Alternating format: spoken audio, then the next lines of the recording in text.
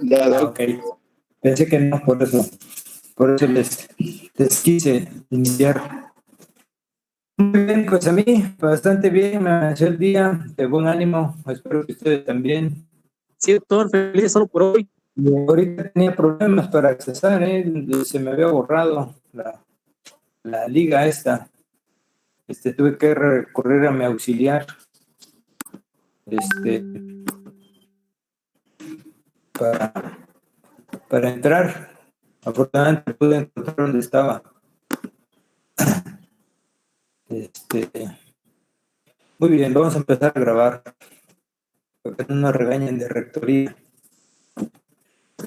Quieren todo grabado, ¿eh? Hasta los cambios de todo. Hasta los cambios del programa, las tareas, todo lo tienen grabado. Esperemos cumplir. Si no, bye bye. Nos vemos. Porque no está tan fácil esta plataforma. Aquí ellos nos piden que sepamos manejar al revés y al derecho, ¿no? La plataforma. Cosa que ni ellos, ¿no? Ni los que ya llevan 21 años en esto les falla. Pero en fin. Ok, quedamos hoy de repasar infecciones, ¿verdad? ¿Es correcto, doctor? Sí. Muy bien, pues vamos directo al grano.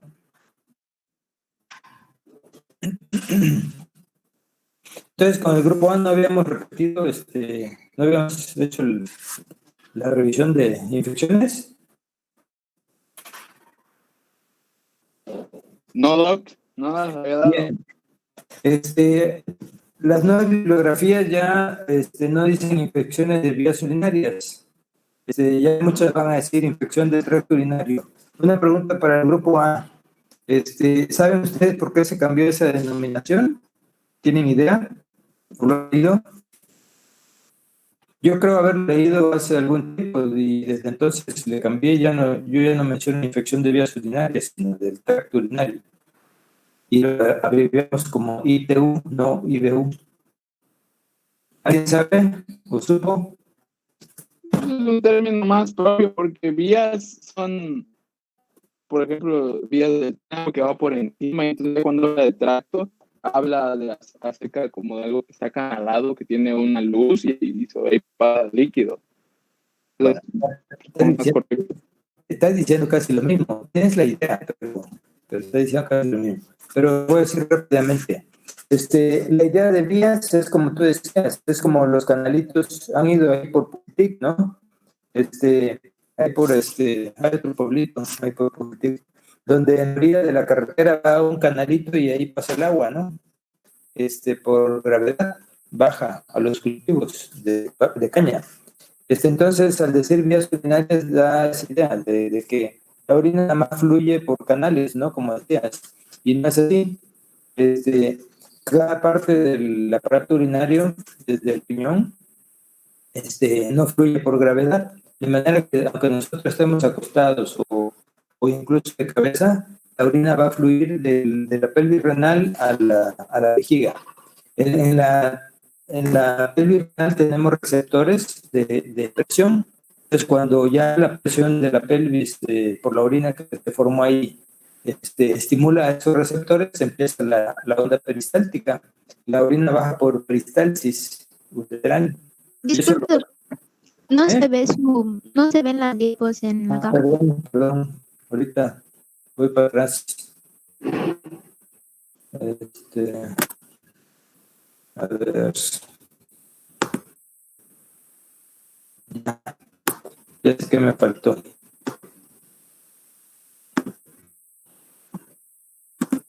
Es que luego se me pasan los puntos.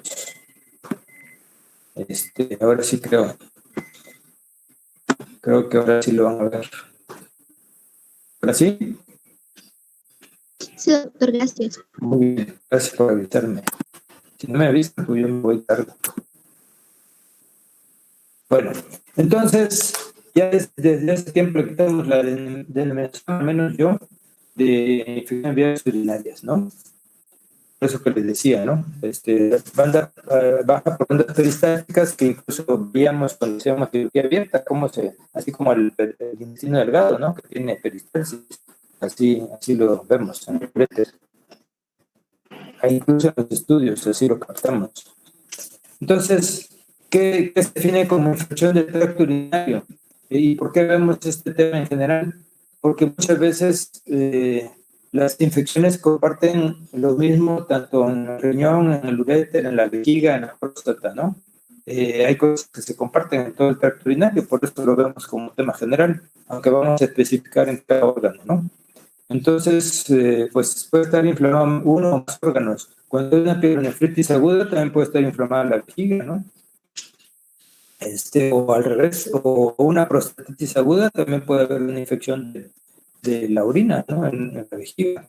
Está un poco inflamada la vejiga. Bien.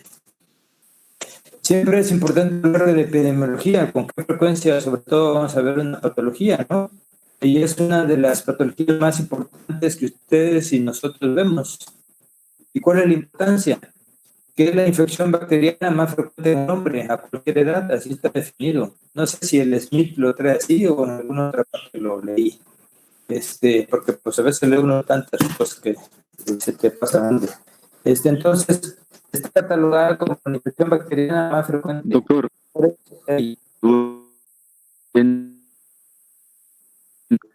en el hombre como, no como género, sino como en general, hombre y mujer. ya entendí, sí. ¿Sí? Como ser humano, pues. ¿Sí? Sí, ok, porque en general es más frecuente en las mujeres, ¿no? En la mayoría de las edades. Este cuadrito que ven abajo, venía antes en el Smith, ahora ya no lo trae. Entonces, aquí viene, es interesante porque viene por grupos de edad y el porcentaje de hombres a mujeres. Y los factores, algunos factores de riesgo que pueden propiciar estas infecciones por grupos de edad, ¿sí? Entonces, volviendo a lo primero, por eso es muy importante que ustedes sepan tratar bien un cuadro de infección, porque si no, no lo van a tratar bien, lo van a complicar, y cuando llega con el especialista, pues ya a veces no podemos hacer cultivos porque ustedes lo trataron mal. En general, pues, entonces, acuérdense que la infección más frecuente es de vías respiratorias, el tracto respiratorio más bien, no de vías. Pero son infecciones virales, la mayoría, ¿no? En el tracto respiratorio, si se acuerdan. Son virales, no son bacterianas. Entonces, hablando de bacterias en específico, es la orina, ¿no? En primer lugar. Y sobre todo, como ven aquí, en el grupo de edad mayores de 65 años, la infección es más frecuente en los ancianos, tanto en hombres como en mujeres. Aquí, en este grupo de edad, casi nos emparejamos los hombres a las mujeres. En todos los grupos de edad predominan las mujeres, más que los hombres. Solamente en el grupo de recién nacidos, en el primer año de edad, hay una ligera predominancia en el hombre. Es el único grupo de edad donde predomina el hombre. Y eso viene por las malformaciones congénitas, la fimosis y las anomalías congénitas, ¿no? Estenosis de uretra, valvas uretrales. Las valvas, valga la expresión, solo se presenta en hombres, las valvas uretrales. En la mujer no hay valvas uretrales. Es una patología congénita severa, cuando se presenta, afortunadamente no es frecuente. Ok, entonces en los demás grupos de edad, como ven aquí, va a predominar siempre en la mujer y se eleva mucho después del grupo de edad de la adolescencia en adelante, de los 16 años en adelante. ¿Por qué? Porque la mujer empieza, pues también los hombres, ¿no? Pero las mujeres son más vulnerables a la infección y ahí es donde se eleva el pico de infección, ¿sí? Después de los 16 años, ¿no? En adelante. Por algunas, aquí dice, ¿no? Porque empieza la mujer a tener relaciones sexuales, pues, porque usan algunos dispositivos. Entonces, los dispositivos intrauterinos también pueden causar primero de vulvovaginitis y después de infección urinaria. A veces por eso le retiran al dispositivo a algunas mujeres. Ok, ya en los grupos más altos ya viene la cirugía, la obstrucción prostática en el hombre, el uso de sondas, sí, tanto en el hombre como en la mujer, ¿no? Y ya en los ancianos, pues la incontinencia, que también es un tema que vamos a ver. Entonces, eso es una causa también de infecciones. El uso de sondas y la misma próstata, ¿no? La obstrucción. Ok, ¿quedó claro este cuadrito? Para avanzar. Sí. Este cuadrito vale la pena, es muy importante que lo tengan siempre en mente. Entonces, una de las cosas que compartimos en el tracto urinario en infecciones en general, pues es el agente etiológico, ¿no? Entonces, la mayoría van a ser por gram negativos, perdón, en el 90% de los casos, 85 al 90%, luego siguen los gram positivos, que no son tan raros, y se puse ahí en orden de frecuencia, como lo vemos en la práctica.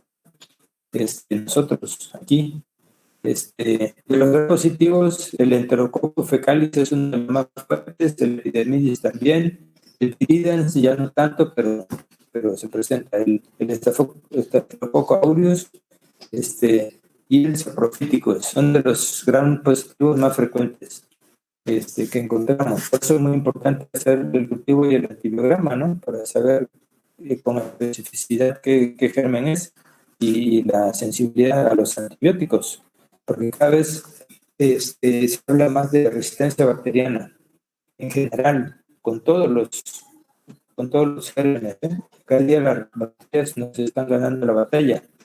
En Estados Unidos ya ha habido muertes por gentes que la bacteria no son sensibles a ningún antibiótico.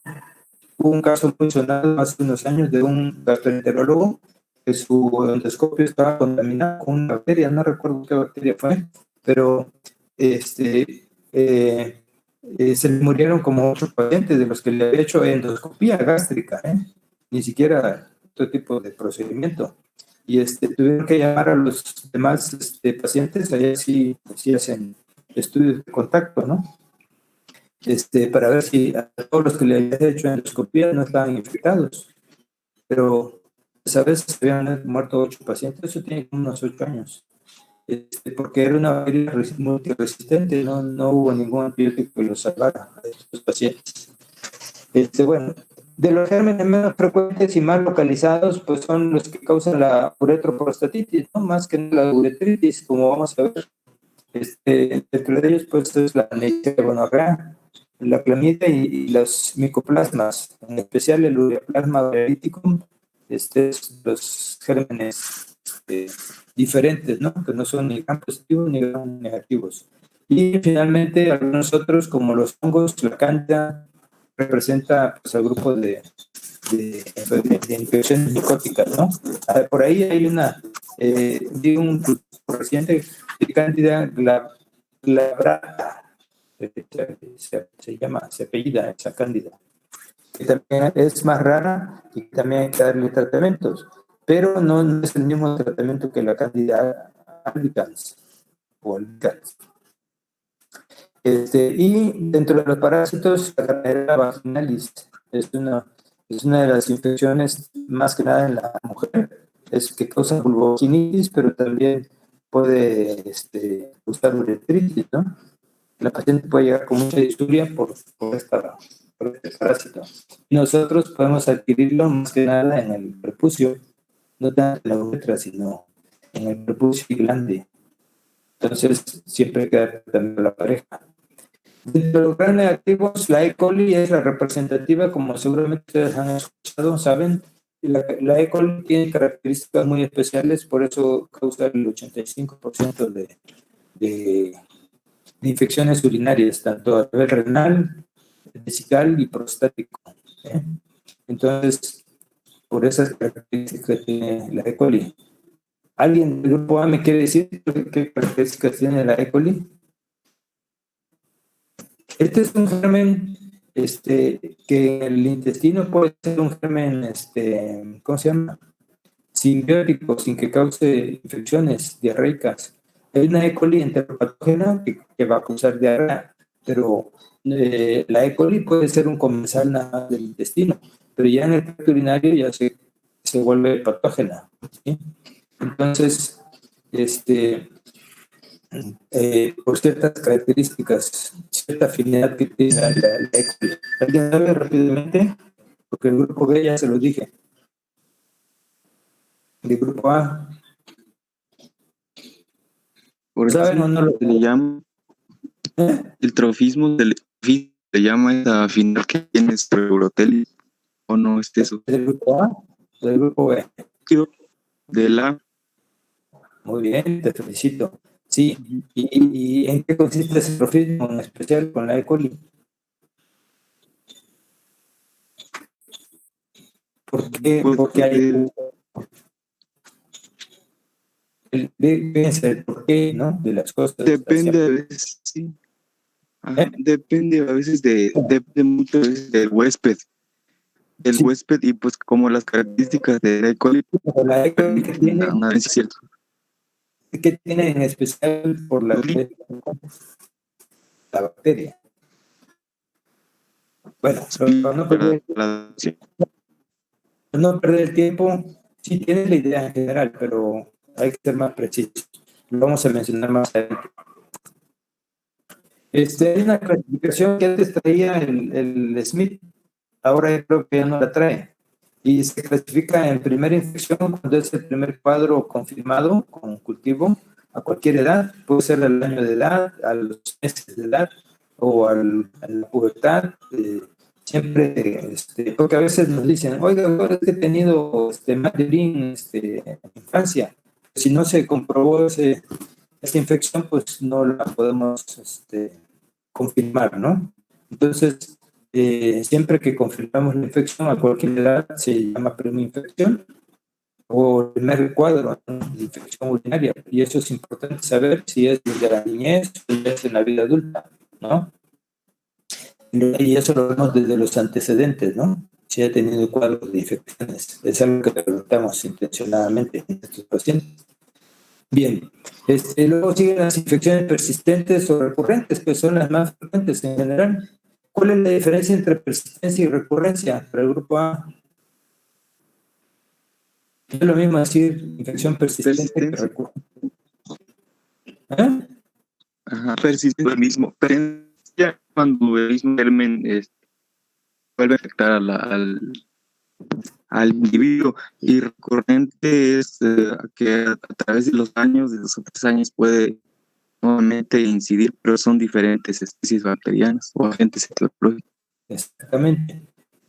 Un cálculo en el riñón, por ejemplo, puede causar, sería un ejemplo, o las infecciones por hiperplasia prostática que causan retención de orina, a veces es el mismo germen que estamos viendo, ¿no? Ya decíamos que la E. coli es de las más frecuentes. Entonces, si en dos cultivos en diferente tiempo encontramos el mismo germen, pues entonces decimos que es una infección persistente, ¿no? Ahora, si encontramos otro germen, pues ya es una infección que se curó, pero que recurrió por otra bacteria, ¿no? Pero en realidad esa es la diferencia, como bien dijiste. Ok, y finalmente tenemos una bacteriuria sintomática. Y esta bacteriuria puede significar el aumento de bacterias simplemente en la orina, ¿no? Tener mayor cantidad de bacterias o tener ya una infección asintomática. Ahí se puede englobar un cultivo positivo y el paciente está totalmente asintomático. Y eso lo vemos en muchas mujeres, muchas abuelitas, que llegan porque dicen, oye, doctor, yo no tengo ninguna molestia, pero ya me van a hacer 3 cultivos, 3 exámenes, y todos salen positivos. ¿Por qué? Entonces, ahí estamos hablando de una infección asintomática, ¿no? Pero desde el simple ego, si vemos una persistencia en el aumento de bacterias, pues ya podemos hablar de una bacteriuria asintomática, siempre y cuando se bien tomada la muestra, ¿no? Hay que tener cuidado con la toma de la muestra, porque si no es contaminación, ¿no? Ok, ¿quedó claro esto? Me estoy yendo rapidito porque son bastante diapositivas. ¿Les quedó claro?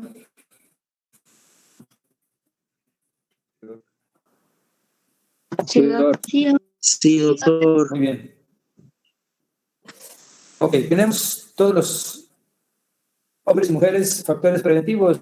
naturales que precisamente nos protegen contra las infecciones, ¿no? Si no, pues todos andaríamos con infección.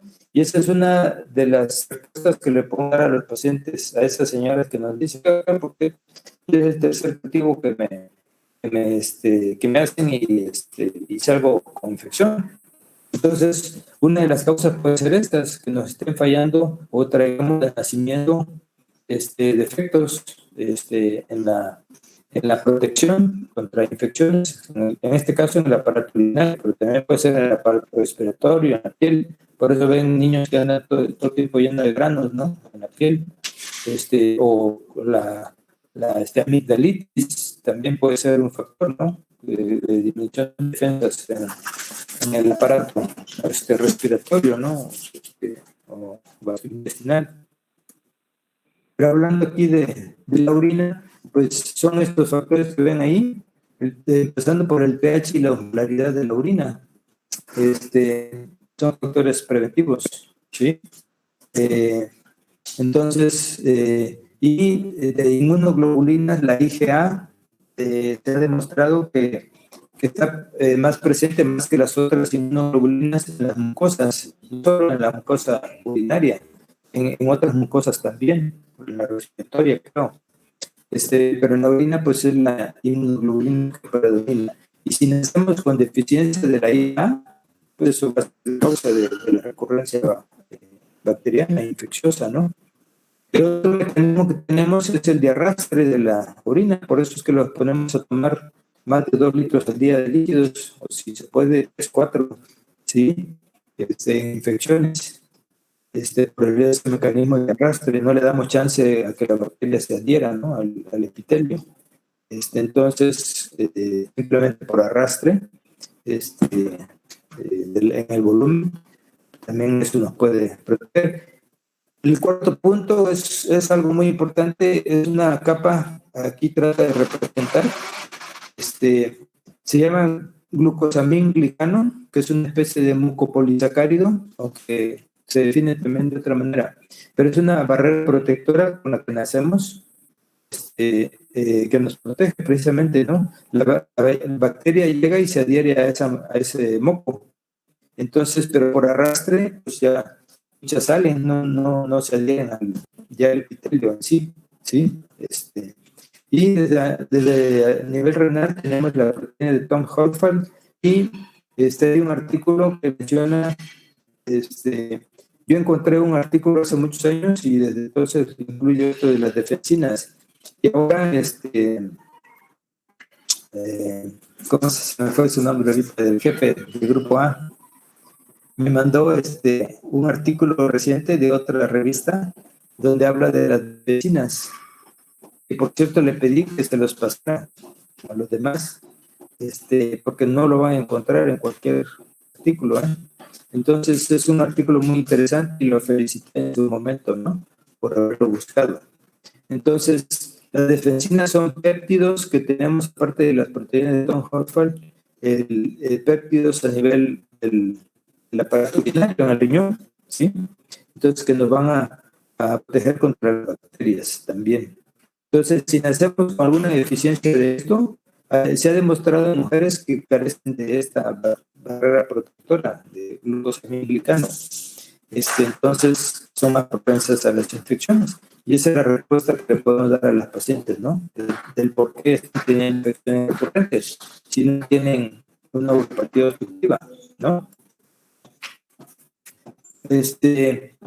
Y al revés, hay factores que predisponen a las infecciones, aunque tengamos nuestras defensas normales, si tenemos una alteración congénita, pues eso nos va a causar infecciones, ¿no? En el niño, pues el reflujo es la causa número 1 de infecciones. Es más frecuente el reflujo que alguna estenosis ureteropélvica, que también nos puede dar infecciones, ¿no? Una neuropatía obstructiva, como ya vimos, pero desde la simple fimosis, estenosis del miato, recién nacido puede ser causa de infecciones. Afortunadamente, la mayoría de los niños fimóticos, porque muchos no tienen la curiosidad de revisar al niño cuando nace, si no trae fimosis, ¿no? Entonces, no todos los de fimosis van a ser infecciones, pero sí puede ser un factor. Esa es la indicación de la circuncisión en el recién nacido, el que esté fimoso, porque no se le puede hacer un aseo adecuado del glande y el prepucio, ¿sí? Por eso los judíos, a todos niños que nacen, les hacen circuncisión, la necesitan o no. Ellos por preceptos religiosos, pero muchas veces esos preceptos religiosos se van adquiriendo a través de la experiencia de la vida. Ellos vieron que los niños que no tenían circuncisión, seguramente en los inicios de los tiempos, tenían problemas, ¿no? Tanto de tumores de pene como de infecciones. Entonces, por eso, en sus preceptos se incluyeron la circuncisión, por la simple observación, ¿no?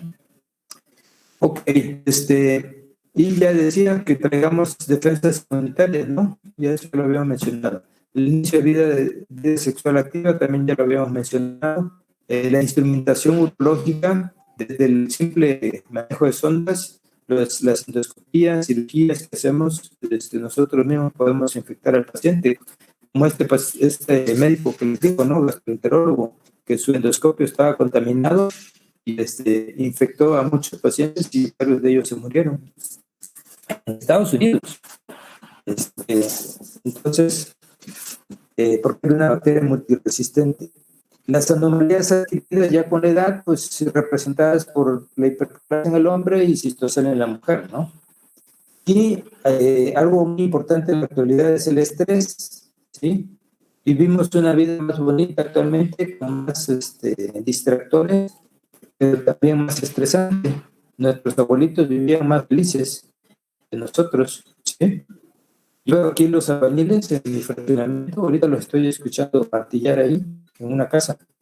Ellos a las 6 de la mañana vienen silbando. No sé si hayan visto ustedes a los albañiles, tempranito. Cuando van al trabajo van cantando, chiflando, ¿sí? Ellos viven con una vida tal vez precaria económicamente, pero viven más felices que nosotros. Viven al día, sin preocupaciones, ¿sí? Entonces nosotros nos preocupamos por todo, ¿no? Por el futuro que no ha llegado, por el dinero, por hacer paga, porque la familia tiene complicaciones, por la pandemia ahorita, ¿no?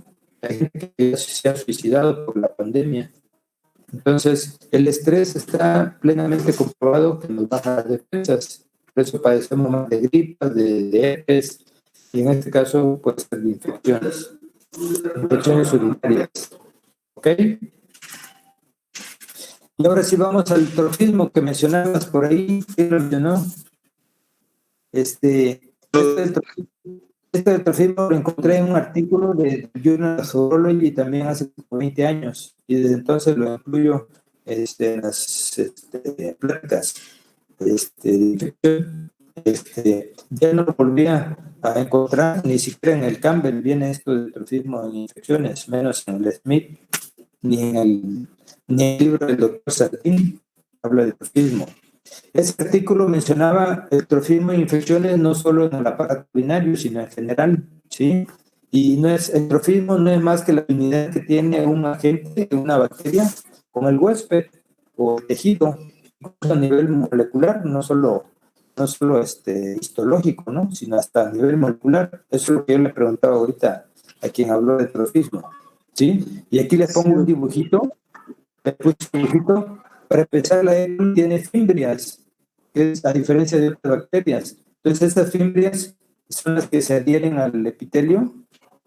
Si el glucosaminglicano no bloqueó esta adherencia, entonces la fibria se va a adherir al epitelio de la vejiga o del riñón, ¿no? Del apéndice. Y el epitelio tiene receptores, hagan de cuenta, no sé, como una llave, ¿no? Que entra a la perfección y con eso podemos abrir la puerta, ¿sí? Entonces, la bacteria tiene habilidad a nivel de las fimbrias, pero no solo a nivel histológico, sino molecular, ¿eh? Eso es lo que decía el artículo. Entonces, eso propicia la adherencia de la bacteria y la infección. Por eso predomina la E. coli. ¿sí? Entonces, y el artículo mencionaba varios ejemplos, me acuerdo de 4 perfectamente. Había más ejemplos, pero ya no y desgraciadamente ya no encontré el artículo después, pero con estos 4 es más que suficiente para demostrar el trofismo. Hablando de la mucosa gástrica, por eso la mayoría de las biopsias nos reportan el Helicobacter pylori como bacteria predominante. Creo que no sé si haya otra, pero casi siempre sale las biopsias, ¿no? El Helicobacter tiene la particularidad de aguantar el pH ácido del jugo gástrico, ¿no? Entonces, por eso es una de las bacterias que se encuentra y se adhiere a la mucosa gástrica y a la larga puede producir hasta un cáncer gástrico, ¿no? No solo gastritis crónica. Yo me hice una endoscopía porque me encontraron la mucosa gástrica engrosada hace un año. Me hice una tomografía y me hice una endoscopía y la gastroenteróloga me hizo una biopsia y salí con el Helicobacter pylori. Llevé tratamiento por 3-4 semanas, ¿no? Para el Helicobacter. Y de hecho me voy a repetir mi estudio pronto para ver si se me corrigió bien. La meninges, la meningitis, la bacteria predominante, porque tiene cierta afinidad, como les decía, ¿no? En la dentina, fíjense ustedes, hasta la caries tiene un germen predominante. Por eso yo no me acordaba ver el germen y fui a buscar cuál es el germen más frecuente causante de caries. Y resulta que es el Streptococcus mutans, el que causa más caries, que se adhiere a la dentina y causa las caries, va causando la caries, ¿no? Y en el urotelio, pues ya decíamos, la E. coli es la representativa, ¿no? ¿Sí se entendió esto de trofismo en infecciones? La afinidad que hay. ¿Sí? Entonces los residuos también de alguna manera propician que la bacteria se adhiera, ¿no?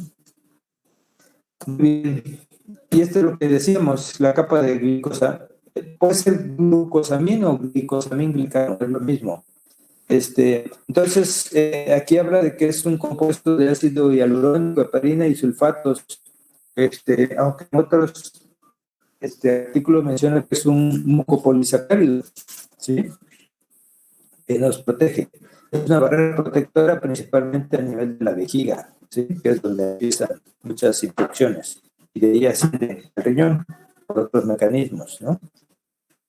Entonces, el chiste es una capa protectora, pues, altamente hidrofílica, como dice aquí, que atrapa los patógenos y ya por arrastre de la orina, pues los expulsamos, ¿no? Por eso es que estar orinando seguido con buenos volúmenes, pues nos disminuye el riesgo de infección. Ok. Y esta diapositiva muy bonita, la trajo un colega que vino a dar una plática de Mérida. Casualmente un colega que salió del mismo hospital que yo, mucho más joven. Él tiene menos años que salió que yo. Él tiene como 10 años que salió de la especialidad. Esta es una microfotografía de la mucosa vesical. Cuando somos jóvenes tenemos una barrera protectora. Vean ustedes, todo esto que está en verde, del lado izquierdo, es la mucosa vesical, que tiene todos sus factores, incluyendo esto del glicosamín-glicano, ¿no? Vean qué gruesa es. Entonces, con la edad vamos perdiendo esa barrera protectora y lo que ven aquí del lado derecho es lo que nos queda de mucosa, ¿no?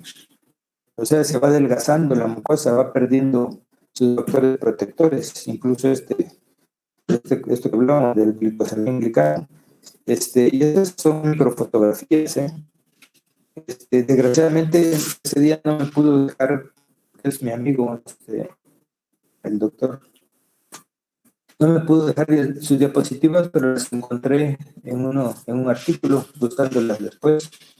Estas fotos son de un artículo. Okay. Bien.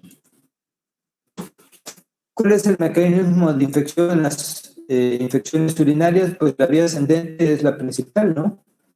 En más del 90% de los casos. las bacterias entran por el meato uretral y de ahí van ascendiendo, tanto en el hombre como en la mujer.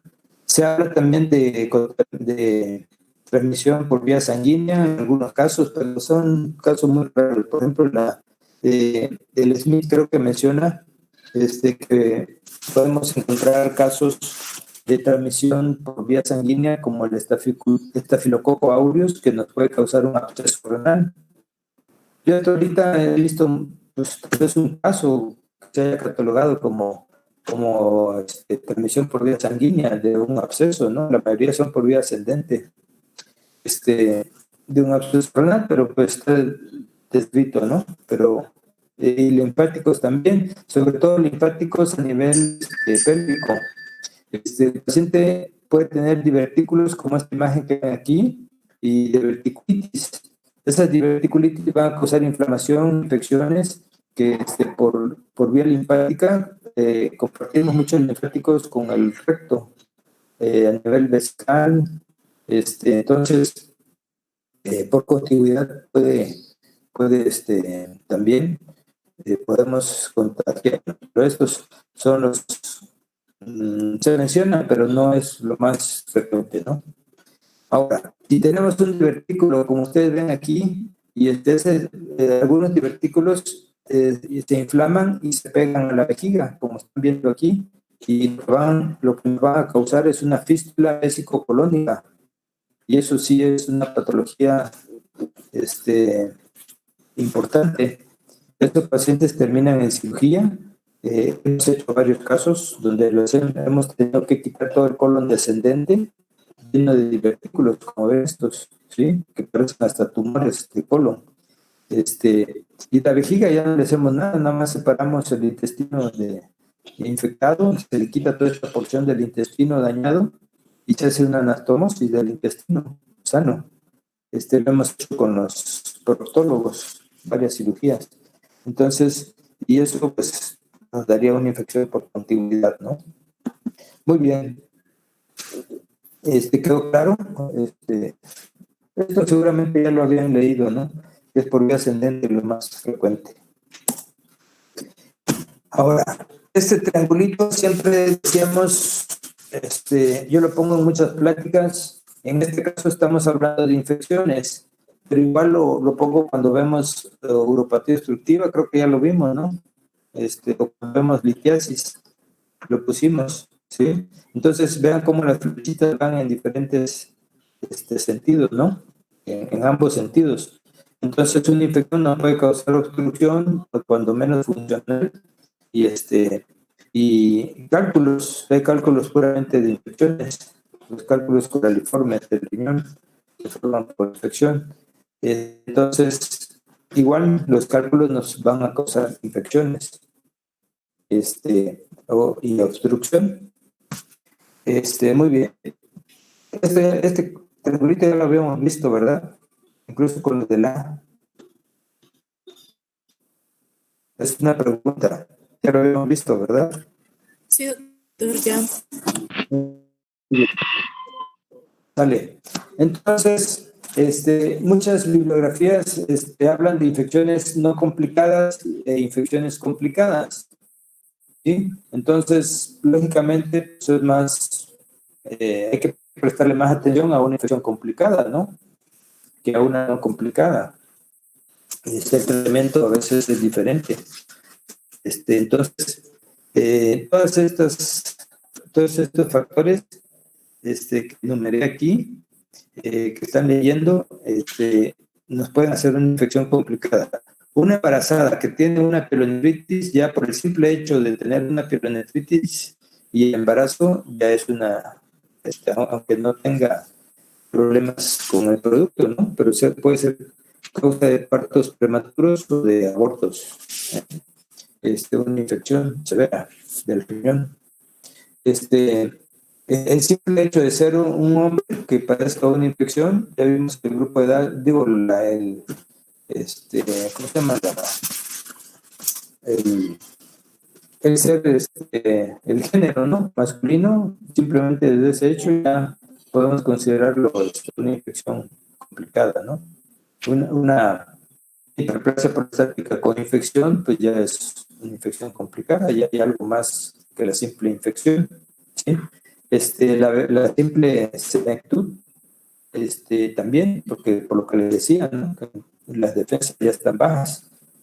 Es más fácil que un abuelito haga una sepsis que un joven, precisamente por esas defensas, ¿no? Disminuidas. Un paciente diabético lo mismo, ¿no? Ya por el simple hecho de ser diabético, incluso aunque ande con la glucosa controlada, ya es un factor que nos puede complicar la infección. La inmunosupresión, a veces, sobre todo en los pacientes trasplantados, o por otras causas, también nos complica el tratamiento, la infección. En los grupos de edad en infancia, igual, lo mismo, se consideran factores de complicación. El uso recurrente de antimicrobianos también nos puede llevar a una infección complicada, porque pues muchos ya van a tener resistencia bacteriana, ¿no? Entre más se le haya tratado, pues va a tener más riesgo de resistencia. Los pacientes que usan catéteres y sondas permanentes, por eso tratamos de que sea lo menos posible que usen catéteres, ¿no? Ayer antier llegó una señora que le hicimos litotripsia hace como 10 días. Es un caso clínico que les he estado presentando. Llegó la señora y nada más le dice, los catéteres actualmente traen un hilo con sutura muy fina, delgadito, y ese hilo queda afuera de la vagina. Entonces llegó la señora y nada más le jalé el hilito y le quité el catéter que le habíamos dejado. Y está muy bien ese caso que les he presentado en clínica. Ya no volvió a hacer infección la señora, ya se fue con sus medidas profilácticas, ¿no? La instrumentación que mencionábamos, el hecho de que el paciente esté hospitalizado, generalmente ya son abuelitos, ¿no? Hospitalizados, eso ya es un factor de complicación. Y cuando el tratamiento lleva más de 7 días y no se da la infección, ¿no? Que siga con fiebre, entonces eso nos está hablando de que algo está pasando, ¿no? Y ya es una infección complicada. Bueno, ya hablando específicamente de pielonefritis aguda, no todos los pacientes que hacen infección, la mayoría van a hacer infecciones del tracto urinario inferior, sintomática o asintomática, la mayoría de infecciones de vejiga o de próstata. Entonces, algunos van a empezar hasta hacer una pielonefritis aguda, pero la gran mayoría de pacientes, les pudiera decir que un 80% en la experiencia, se quedan con infecciones de vías urinarias bajas, tal vez recurrentes o no, pero de vías urinarias bajas. Poca gente va a llegar a hacer pielonefritis, el menor número de pacientes, y sigue predominando la E. coli, ¿no? Por eso les puse el dibujito de la E. coli ahí, como causa primordial de pielonefritis. ¿Por qué decimos pielonefritis? A ver qué me dice. ¿Por qué se le llama pielonefritis? ¿A qué viene el término?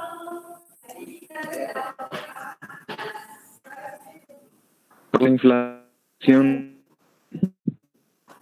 del sistema. Nada más.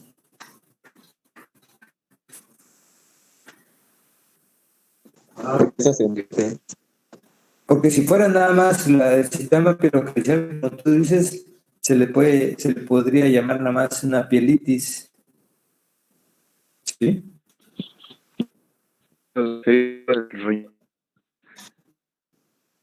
Le llamamos pielonefritis porque no solo está involucrado el sistema colector, que por vía ascendente las bacterias infectan primero la pelvis y los cálices, ¿no? Entonces pudiéramos llamarla pielitis, ¿sí? Pero si ya involucra el parénquima, entonces por eso se llama pielonefritis. Vean ustedes cómo se ve el parénquima ahí inflamado, ¿no? Incluso el riñón, si nosotros hacemos un ultrasonido, puede haber diferencia en el tamaño por la inflamación del riñón infectado. A veces hay diferencias hasta de 2 centímetros. Transitoria, pero hay, ¿no? Y hay algunos cambios que incluso se ven desde el ultrasonido. Alguna diferencia con el riñón contralateral, ¿no?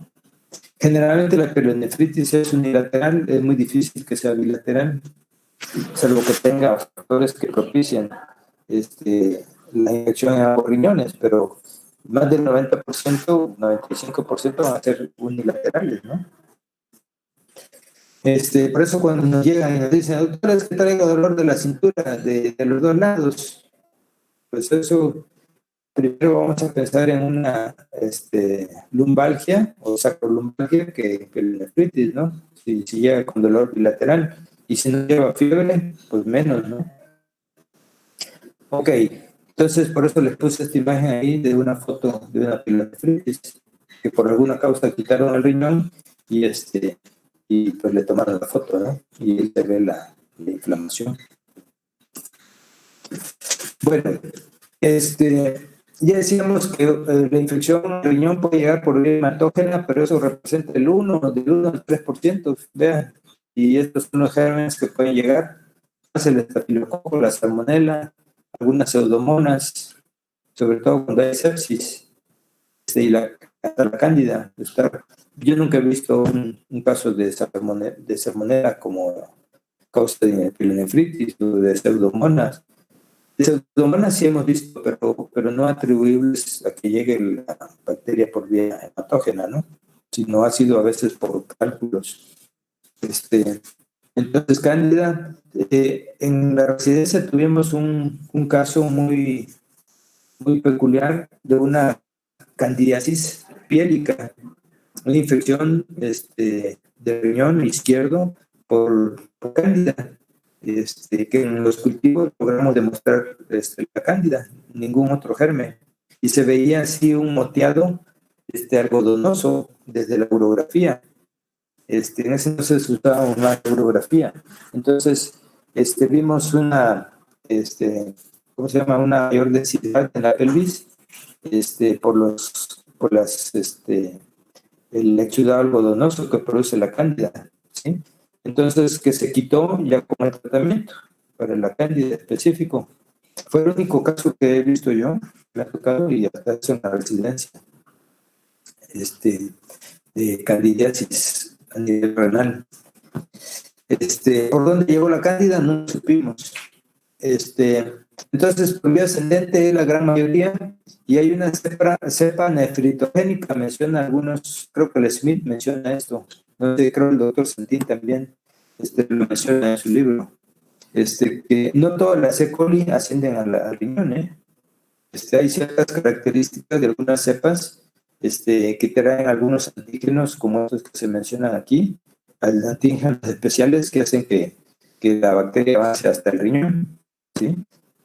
O también por reflujo, ¿sí? La misma inflamación de la vejiga puede hacer que la unión uretrovesical, que es una válvula, se vuelva a funcionar y eso haga que haya un reflujo transitorio y de ahí la pielonefritis, ¿sí? Por la misma inflamación. Otros gérmenes que también pueden causar frecuentemente es el proteus. Y el proteus lo que nos va a causar, si son sobre todo infecciones persistentes, pues es un cálculo coraliforme, como lo van a ver, o ya lo vimos, ¿no? En litiasis. Entonces, son de los gérmenes que encontramos otros también, la Klebsiella o algunos otros en los cultivos, como causantes de pielonefritis, pero estos son de los más frecuentes, ¿sí? ¿Qué factores predisponentes tenemos sobre la pielonefritis? Siempre hay que pensar en ellos, ¿no? No es nada más de que llegó la bacteria y le vamos a dar el tratamiento y no nos ocupamos de ver. Cuando menos un ultrasonido hay que hacerle, ¿no? Incluso a los niños. Muchos libros hablan de que después del segundo o tercer cuadro de infección hay que hacerle estudios a niños y adultos.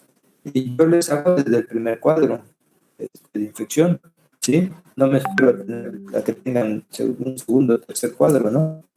Un reflujo vesicoureteral de grado máximo, grado 4 o 5, ya lo podemos encontrar desde el ultrasonido, la ectasia que va a producir a nivel pielocalcial, ¿no?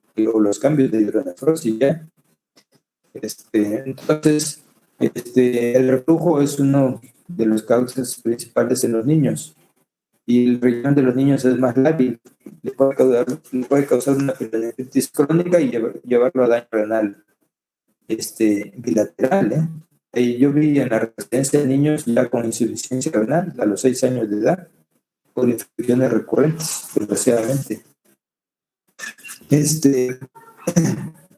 La neuropatía obstructiva que les decía, empezamos con un ultrasonido, una estenosis retrobiólica, lo podemos detectar desde el ultrasonido intrauterino. Yo tengo un sobrino que se le detectó la estenosis retrobiólica bilateral desde el embarazo y le hicimos reimplante, una plastía ureteral izquierda, piel ureteral, al año y medio de edad. Ahorita ya tiene 11 años mi sobrino y ya hasta le dieron alta del pediátrico. La diabetes pues también es un factor predisponente, ¿no? Cuando tenga una mujer con pielonefritis, lo primero que tiene que hacer es checarle su glicemia, ¿sí? El mismo embarazo, ¿no? Las relaciones sexuales, como ya mencionábamos, las alteraciones del vaciamiento vesical, ya sea por cistocelo y hiperplasia en el hombre. La inmunosupresión, ya decimos, ¿no? Pues ya mencionamos todo esto, ¿no? ¿Cuál va a ser el cuadro clínico? El paciente tiene que tener básicamente dos factores, dos signos, síntomas que nos hace el diagnóstico clínico de pielonefritis aguda desde que entra al consultorio. Muchos pacientes entran así, en esta posición antiálgica. Además, ni se sientan en la silla por el dolor que llevan muchas veces, ya sea por la pielonefritis o por cálculos, ¿sí? Lo característico que el paciente esté paseando ahí dentro del consultorio y no se sienta. Se siente el familiar, pero no ellos por el dolor. Entonces, generalmente vamos a hacer el diagnóstico primero clínico cuando el paciente llega con un dolor lumbar, generalmente unilateral, que se irradia al flanco y hacia la vejiga, al hipogastrio, ¿sí?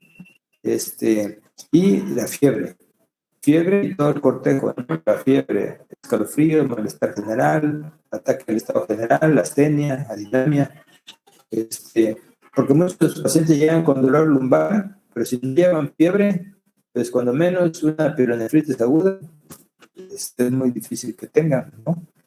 Quizá lleguen con una lumbalgia aguda, ¿no? Entonces, desde ese momento tenemos que hacer el diagnóstico diferencial. Ok. Muchos pacientes van a tener, sobre todo mujeres, van a tener el antecedente y hay que preguntarles directamente si no tuvieron un cuadro de irritativo bajo antes. Muchas mujeres nos dicen y les preguntamos, oiga, ¿usted no tuvo algo de dolor unos días antes de que iniciara con el dolor de riñón? Sí, doctor, la semana pasada tuve algo de ardor al orinar, pero tomé mucho líquido y se me quitó el ardor al orinar y ya llegan pues con su nefritis bien instalada, ¿no? Eso es algo bastante frecuente, ¿sí? Que incluso sin que tomen ningún antibiótico, la cistitis se les quita tomando mucho líquido y luego ya llegan con su pielonefritis, porque no le hicieron caso a esa disuria leve, ¿no? O el médico no les dio un mal tratamiento que no le curó la cistitis y ya progresaron a pielonefritis, ¿ok? Muchos van a llegar con síntomas gastrointestinales cuando hay una pielonefritis bien instalada, el riñón bien inflamado, van a llegar con náuseas y vómitos. Y creo que ya vimos, ¿no? El por qué llegan con náuseas y vómitos, al igual que en la litiasis. Ya vimos, ¿no? ¿Por qué llegan con náuseas y vómitos cuando hay un dolor renal? Y Aquí va a ser más que había nada, comentado, no por el estímulo del cálculo, sino por la distensión de la cápsula. A eso se atribuye, por los nervios que hay a nivel de la cápsula renal. Al estar inflamado el riñón se distiende la cápsula y eso es lo que causa el riñón. A eso se atribuye el dolor en la pielonefritis, ¿no? A la distensión de la cápsula. El parénquima en sí generalmente no duele. Eso es lo que dicen, ¿no? Algunas veces pueden, sobre todo en niños, ser concomitante la infección con evocaciones diarreicas. En el adulto es más difícil que vayan con evacuaciones diarreicas secundarias a la infección. A veces lo llevan, pero porque tuvieron una cena ahí rica en grasa, ¿no? Por otras causas. Ya decíamos que el paciente puede llegar hasta en shock séptico, ¿no? Sobre todo los ancianos pueden debutar y cuando los vemos ya los vemos en shock séptico, o cuando nos piden la interconsulta, ¿no? En el hospital ya los podemos encontrar en shock séptico, y ahí sí a correrle, ¿no? A tratar el shock. Y pues generalmente en un hospital pues tenemos el apoyo de los internistas, de los, ¿cómo se llama? De los médicos de terapia intensiva, ¿no? Dependiendo del caso, pues ya pedimos auxilio con ellos para manejar mejor el shock séptico con antibióticos. A veces los tratamos en conjunto, ¿sí? Con otros servicios. Muy bien. En cuanto al laboratorio, pues siempre hay que pensar, ¿no? ¿Qué es lo que vamos a hacer de estudios? Lo que más nos interesa, pues son los exámenes de orina, ¿no? El general de orina y el urocultivo, para demostrar que sí es una pielonefritis. Incluso desde el general de orina, que lo tenemos el mismo día, vamos a pedirle los dos estudios, incluso no, aunque no sea la primera orina de la mañana. Híjole, ya me eché la hora. Hoy que es jueves. Mañana es el examen, ¿verdad? Sí, doctor. Sí, doctor. Mañana vamos a celebrar el Día del Médico con su examen. No reparamos en esa fecha, pero pues ya, ni modos. Ese va a ser su premio del Día del Médico mañana. Y es para Entonces, todo. Puro 10. ¿eh? Puro 10 a todos. Te regalo. Si De regalo, un 10. pudiéramos, a lo mejor les echábamos una ayudadita, pero desgraciadamente en la plataforma no se puede hacer eso. Ya solita la plataforma les va a calificar, ni modos. Entonces, lo principal va a ser los exámenes de orina, principalmente el cultivo para demostrar la infección. La química sanguínea nos va a servir para ver si no lleva pues una diabetes, una glucosa elevada, la función renal, ácido úrico, que a veces forma cálculos, ¿no? La BH pues únicamente nos va a servir para ver si hay una leucocitosis acompañante. Generalmente hay una leucocitosis en la BH cuando hay una pielonefritis aguda. La hemoglobina para ver si no va anémica la paciente o el paciente, ¿no? Porque la simple anemia pues hace que nos baje las defensas también. Bueno, pues ya lo vimos. ¿Cómo vamos a diagnosticar una pielonefritis? Pues desde el ultrasonido les decía que puede haber cambios, aunque no es tan fácil ver, ¿sí? Los cambios de cogenicidad en un riñón inflamado, pero sí se puede ver en algunos casos. Más se ve en la TAC o en la resonancia, ¿no? Vean ustedes aquí el cambio que hay de concentración del medio contraste entre el riñón derecho y el riñón izquierdo, ¿sí? Este es un riñón con una pielonefritis izquierda, y vean cómo se ve todo moteado, diferente densidad en el parénquima, ¿no? Y además más crecida, con más volumen. Esto es lo que vemos si hiciéramos. Generalmente no hacemos una TAC así de inicio, ¿no? Siempre y cuando no tenga uropatía obstructiva, porque entonces sí, hacemos la TAC de primera intención. Ya contamos con ultrasonido Doppler. En el Doppler vamos a ver aumentar la vascularidad del riñón inflamado, como en esta imagen que ven aquí, ¿sí? En la resonancia lo mismo, ¿no? Vamos a ver, como en la TAC, algunos cambios de densidad en el parénquima por la pielonefritis. Muy bien, pues yo creo que hasta ahí llegamos. Ya no nos va a dar tiempo de ver lo demás, ¿no? El tratamiento, pues mínimo son 10 a 14 días con antibióticos más fuertes que en una cistitis, ¿no? Cefalosporinas de tercera generación, aminoglucósidos, quinolonas por IV, y muchas veces manejados con doble esquema de antibiótico. Y además le vamos a agregar antiinflamatorios, analgésicos, el reposo, la hospitalización si es necesaria, ¿no? Algunos pacientes los podemos manejar ambulatorios y otros hay que hospitalizarlos, sobre todo con infecciones complicadas hay que hospitalizarlos, ¿sí? Para mayor vigilancia y manejo IV, ¿sí? ¿Alguna duda hasta ahorita? No, doctor, todo bien. Bueno, entonces, pues yo creo que ahí le paramos. Algunos se tienen que ir a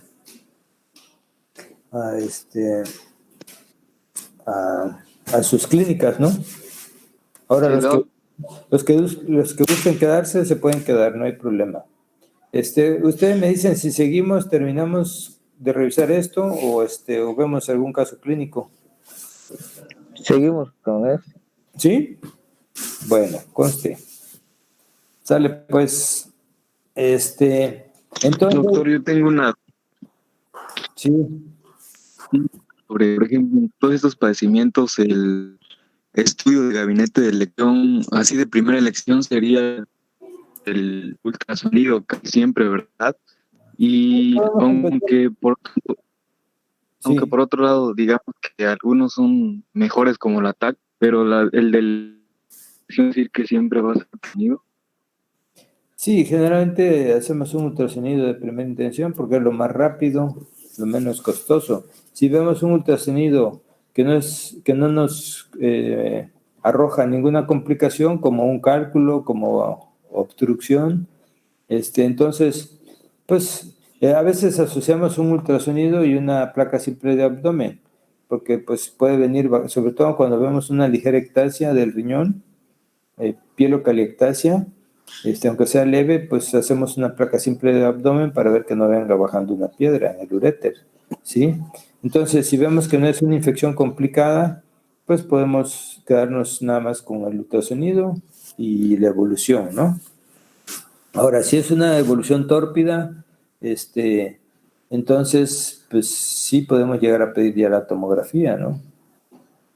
Sobre todo si ya lleva varios días con fiebre, que no sea una evolución satisfactoria, ¿no? Muchas veces estamos esperando el resultado del cultivo y les iniciamos, eso sí, iniciar el tratamiento, cuando menos empírico, con doble esquema, ¿sí? Por eso aquí les puse un doble esquema de antibiótico. Inmediatamente que le hacemos el cultivo a la paciente o al paciente, le iniciamos el antibiótico, porque el cultivo tarda 5 días y no lo vamos a dejar con un cuadro de pielonefritis 5 días esperando, ¿no? Entonces le iniciamos todo este cortejo de tratamiento, ¿no? Generalmente asociamos medidas generales como el reposo, la ingesta abundante de líquidos, si es que no traen náuseas o vómito, ¿no? Si no, los hospitalizamos y les manejamos soluciones parenterales para hidratarlos, ¿no? Sobre todo si son abuelitos, pues pueden deshidratarse más fácilmente. Entonces, pero si no traen náuseas y vómitos, los ponemos a tomar muchos líquidos, sobre todo si es ambulatorio.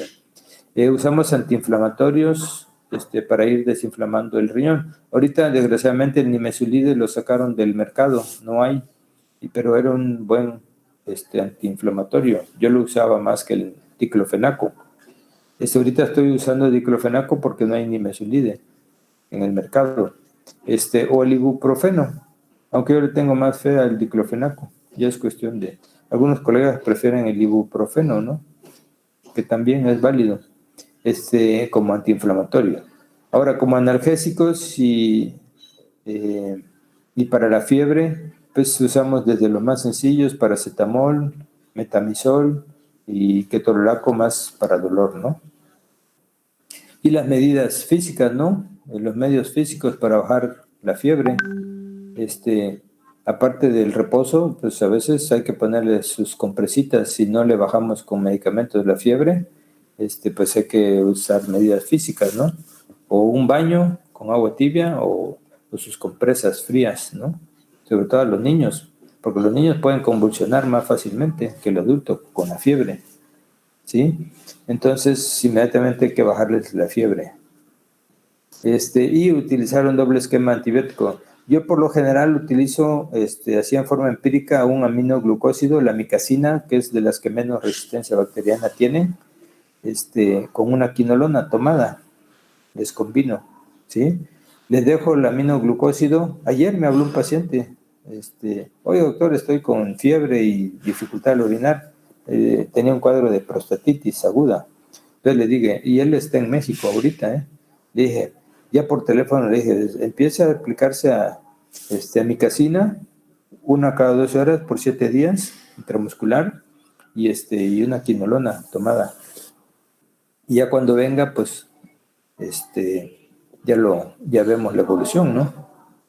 Entonces, generalmente utilizamos, ya sea cefalosporina de tercera generación o aminoglucósidos.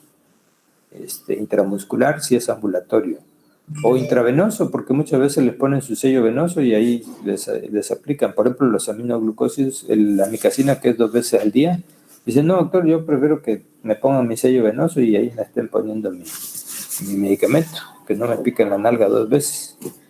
Entonces se les deja su sello venoso y se les aplica IV. Hay una presentación intramuscular y otra IV. Y así debe ir en la receta, ¿no? Bien.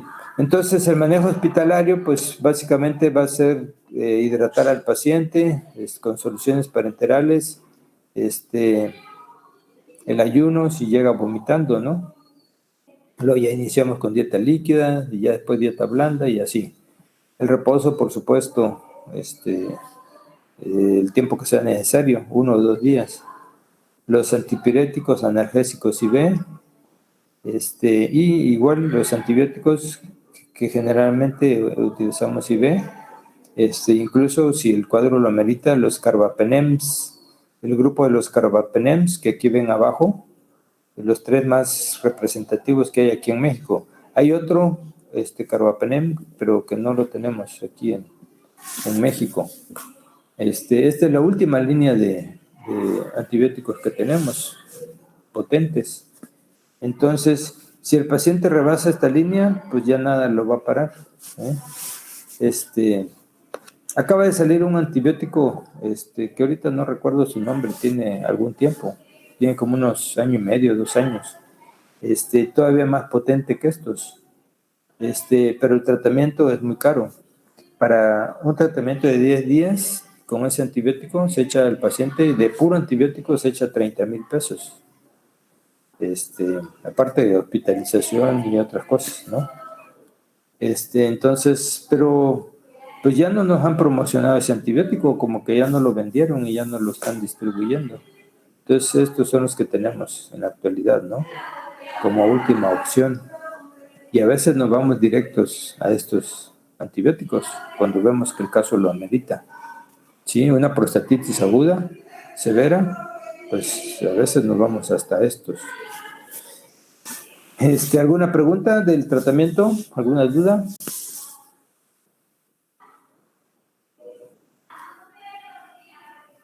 Entonces vean ustedes como una pielonefritis con 10 o 14 días puede ser suficiente, ¿no? De un buen tratamiento. ¿Sí? No los clásicos 7 días que acostumbran a dar, ¿no? En todas las infecciones.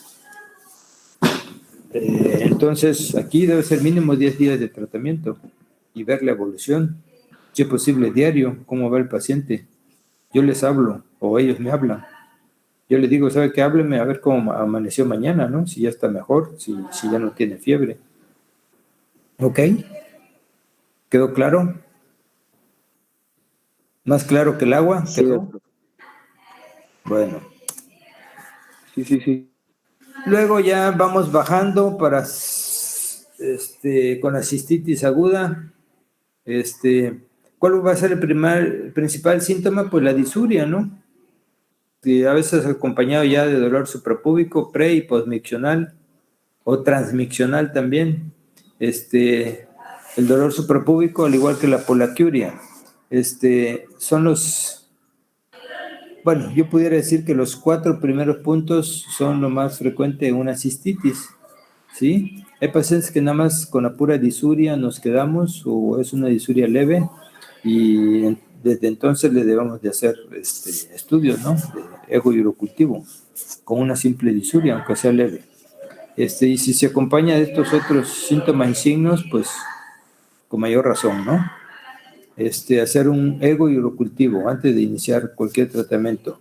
Si yo, que tengo 30 y tantos años viendo pacientes urológicos, no me baso nada más en la pura clínica, sino que si tengo la oportunidad le pido su cultivo, sobre todo en esta época de mayor resistencia bacteriana, ¿no? Ahora, si ya llega tratado el paciente por el médico general o por incluso algún otro colega, pues a veces ya no podemos hacer el cultivo, ¿no? Si llega ya con antibiótico. Entonces ya pues le damos su tratamiento empírico y ya les hacemos el cultivo, pero de control después, para ver si no hay persistencia bacteriana. Algunas cistitis debutan con hematuria, hematuria y disuria franca.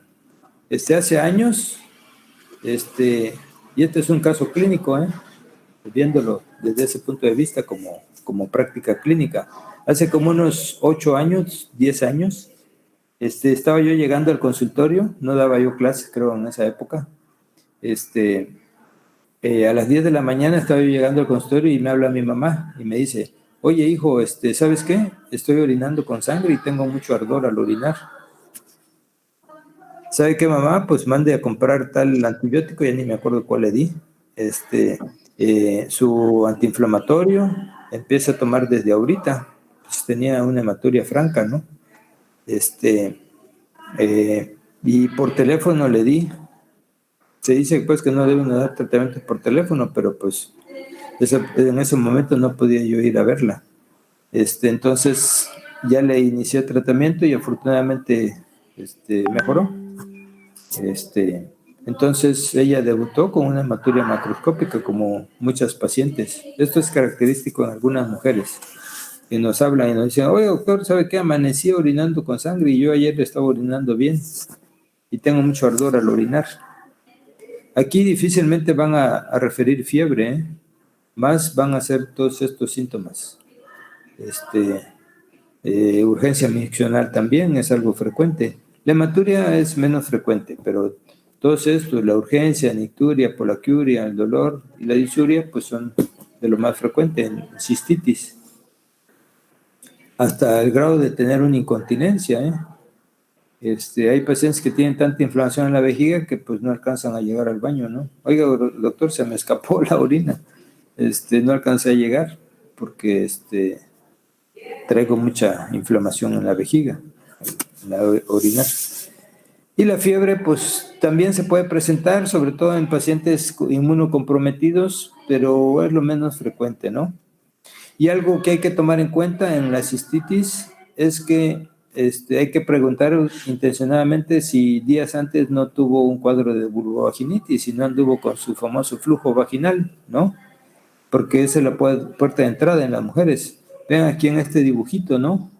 Entre la vagina y la uretra, pues, más bien el meato uretral está dentro de la mucosa vaginal, ¿no? Entonces, es muy fácil que una vulvovaginitis progrese a cistitis, ¿no? Entonces, y vean la cercanía del ano también, ¿no? Las bacterias a veces se migran por el periné hacia la vagina primero y de ahí a la vejiga. Por eso es que es más frecuente en las mujeres. Además, porque la mujer pues tiene la uretra más corta, ¿no? Ese es otro gran factor importante.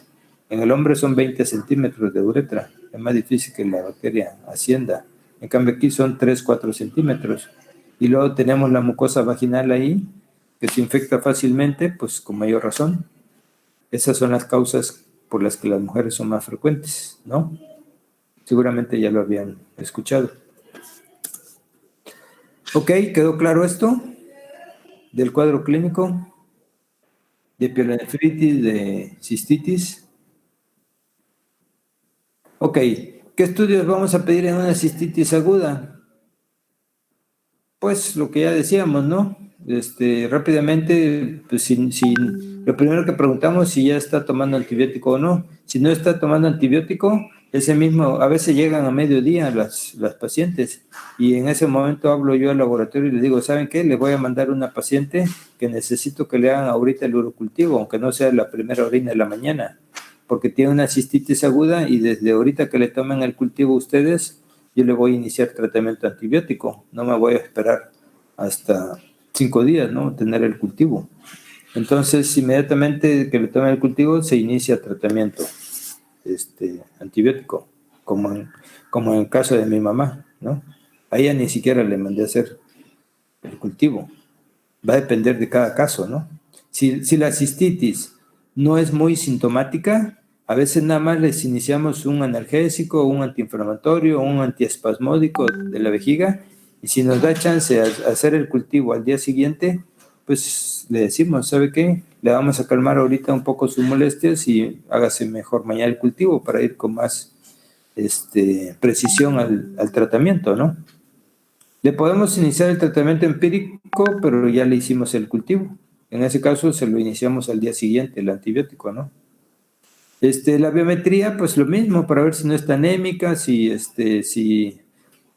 tiene, pues por ahí leucocitosis. Aquí es más difícil que tenga una leucocitosis. En la pielonefritis sí es frecuente. Aquí no. La química sanguínea para ver, pues si no tiene algún problema ya de función renal o si no tiene una glicemia importante, ¿no?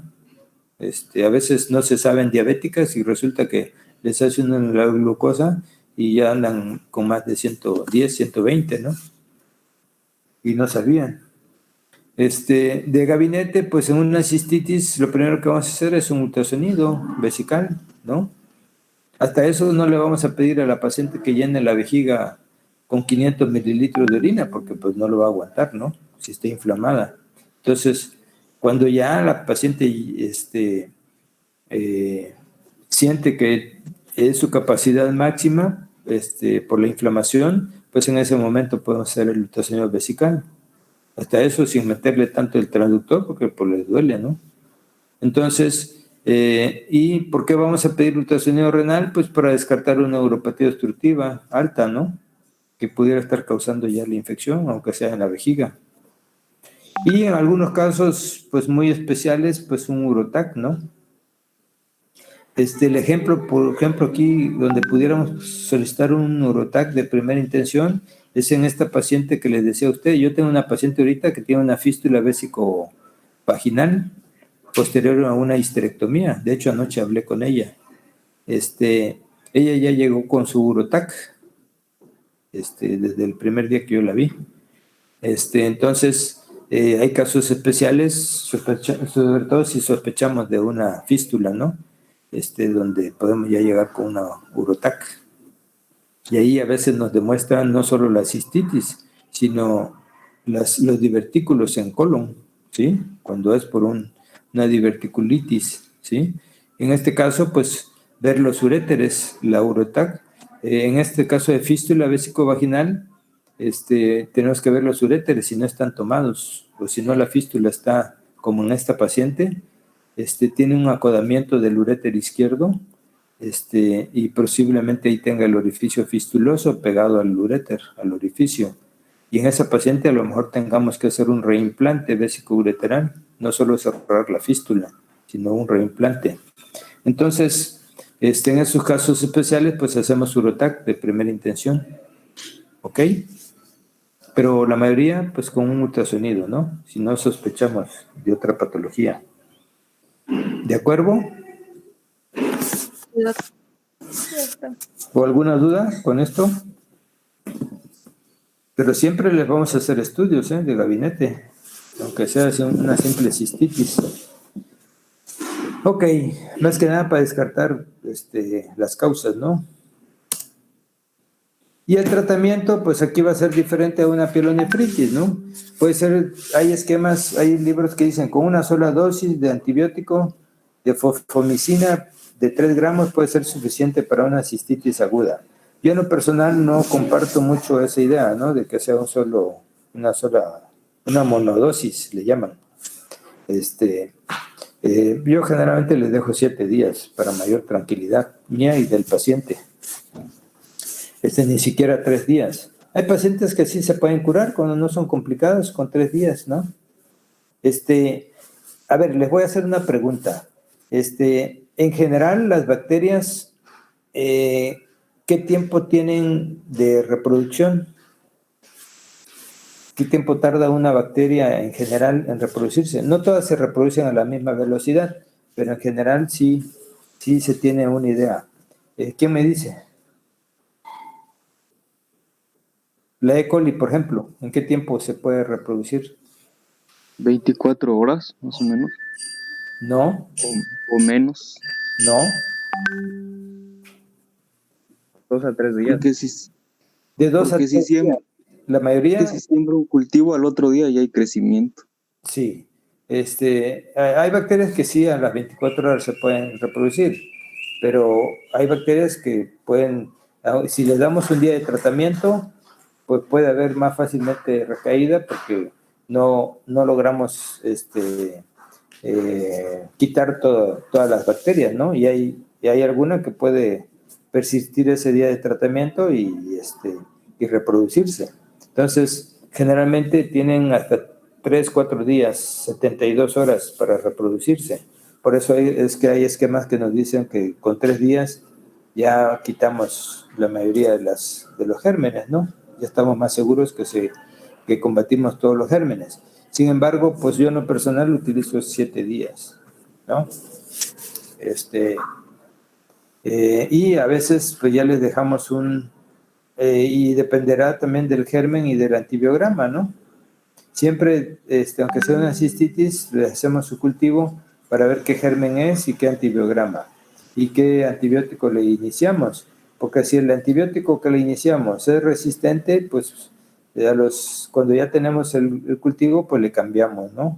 A un antibiótico que sea sensible en la bacteria para mayor seguridad, ¿no? ¿Qué antibiótico vamos a usar en estos pacientes? De primera elección son las quinolonas. La ofloxacina, en primer lugar, es la que mejor penetra los tejidos, tanto renal como prostático, ¿eh?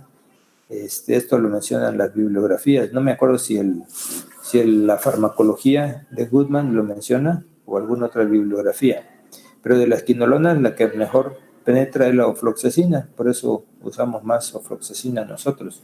La cipro, se ha abusado mucho del uso de la ciprofloxacina y hay estudios, incluso aquí en México, que hasta un 60% de las bacterias son resistentes a la ciprofloxacina.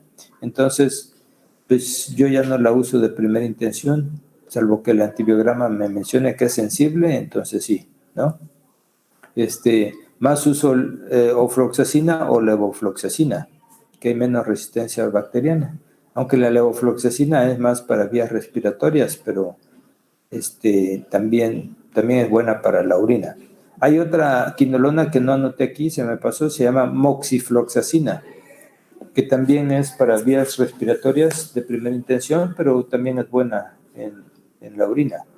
Entonces podemos iniciar un tratamiento empírico con este grupo de antibióticos, ¿no? También las cefalosporinas son buenas. Esta, por ejemplo, la cefalexina es de segunda generación. Ya la cefizima, cefuroxima y ceftibuten son quinolonas que podemos administrar por vía oral y son de tercera generación, ¿sí? Creo que el ceftibuten ya es de cuarta generación, si mal no recuerdo. Pero ya estas son mejores, ¿no? Pero si no es una infección muy complicada y el antibiograma nos muestra que es sensible a la cefalotina o cefalexina, que son de segunda generación, pues lo podemos utilizar, ¿no? Porque además son más baratas, ¿sí? Las sulfas también tienen todavía su campo de acción y la ventaja de las sulfas es que son antibióticos bastante económicos, aunque es el antibiótico que más reacción alérgica nos provoca, ¿no? Hay que tener cuidado, que no se nos enronche el paciente. Yo soy alérgico a las sulfas y muchos pacientes también. Hay que preguntarles siempre si no son alérgicos a las sulfas. Y finalmente el antiséptico urinario, que es la nitrofurantoína. Hay antibiogramas que nos muestran sensibilidad a la nitrofurantoína y pues en algunos casos, sobre todo que no son muy sintomáticos, podemos usar nada más la nitrofurantoína, aunque no es tan barata como la sulfa, ¿eh? Es carita, vale casi lo mismo que las quinolonas, pero bueno, se puede utilizar. Más lo utilizamos como tratamiento profiláctico a largo plazo junto con las sulfas, con el trimetoprim sulfa, ¿sí? Como profilaxis. Muy bien, ¿ninguna duda de este manejo de cistitis?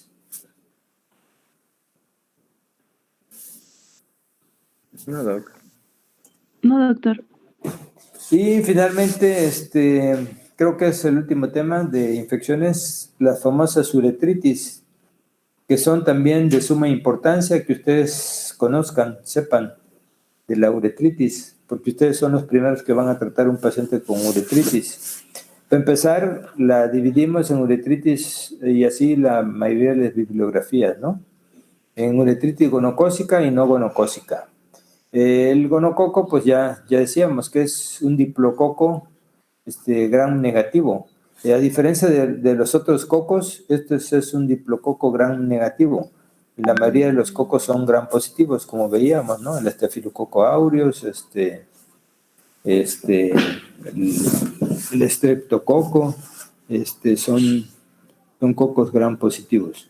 Este es un coco gram negativo que se puede diagnosticar desde una simple tinción, desde un frotis en fresco de la secreción uretral. El químico nos puede diagnosticar, podemos ver el diplococo, así como ven ahí en la foto. Este es un dibujo más bien, pero así se ven los cocos, ¿no? En un frotis. A veces no necesitamos ni siquiera el cultivo. Ya con el cuadro clínico y el frotis, pues ya hacemos el diagnóstico de Neisseria gonorrea, de uretritis gonocócica. Hay más broncas con la uretritis no gonocócica, porque bueno, ahorita vamos a ver un cuadrito que nos va a hacer la diferencia entre una y otra. Entonces, de la uretritis no gonocócica, la más frecuente es la clamidia, en un 40%, y el ureaplasma ureolíticum y otros micoplasmas en un 30%, y a veces van asociados, incluso con el gonococo.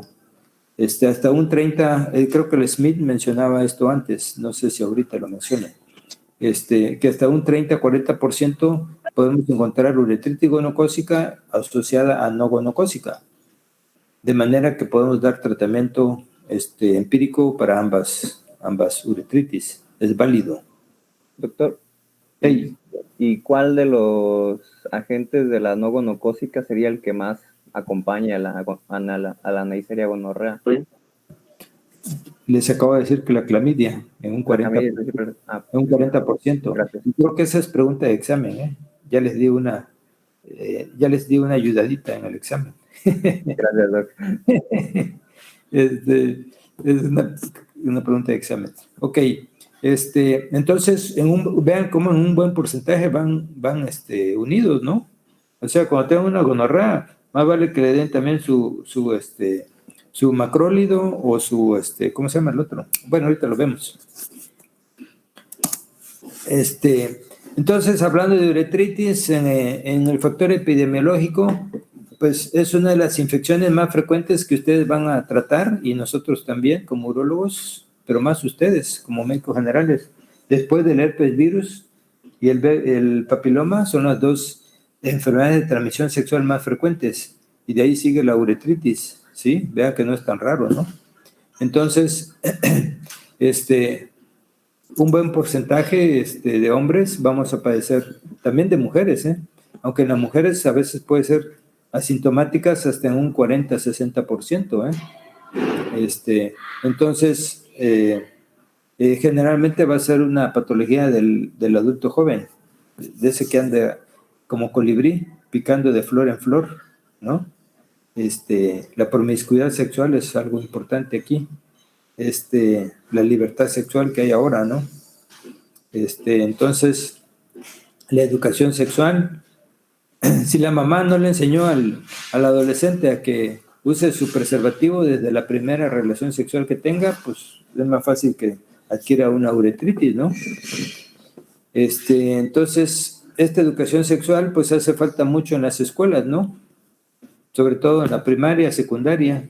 No, yo creo que ya les están hablando, ¿no? De educación sexual en las escuelas. Entonces, la prevención es algo muy importante con el preservativo, ¿no?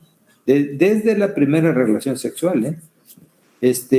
Incluso hay una vacuna contra el VPH que lo más recomendable es aplicarla en la etapa de adolescencia, de los 9 a los 14.